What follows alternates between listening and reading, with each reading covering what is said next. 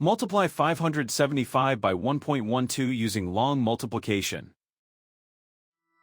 Start with the ones digit, 2. 2 times 5 is 10. Put 0 in this column and carry 1. 2 times 7 plus the carried 1 is 15.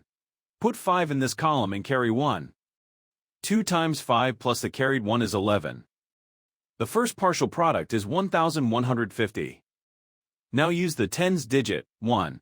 Start one place to the left. 1 times 5 is 5. 1 times 7 is 7. 1 times 5 is 5.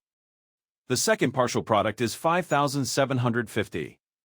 Now use the hundreds digit, 1. Start two places to the left. 1 times 5 is 5. 1 times 7 is 7. 1 times 5 is 5. The third partial product is 57,500. Now add the partial products, working from right to left. In the ones column, 0 plus 0 plus 0 is 0. In the tens column, 5 plus 5 plus 0 is 10. Put 0 in this column and carry 1. In the hundreds column, 1 plus 7 plus 5 plus the carried 1 is 14. Put 4 in this column and carry 1. In the thousands column, 1 plus 5 plus 7 plus the carried 1 is 14. Put 4 in this column and carry 1.